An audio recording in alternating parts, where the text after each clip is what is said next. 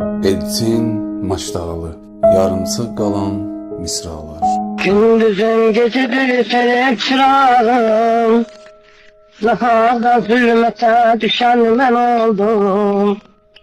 Gülmedi üzüme o dert tutarım, arzusuz eylete düşen ben oldum. Elçin gizlekten idini bilim etsinler. Haydi haydi. Namertler sevinir çok gülmesinler. Severden sonra koy demesinler. Her yâre minnete düşen ben oldum. Bu sözlərin sahibi Məşdağa qəbristanlığında, Pirşəhid qəbristanlığında məzarı yerləşən Atakişiyev Elçin Arifoğlu.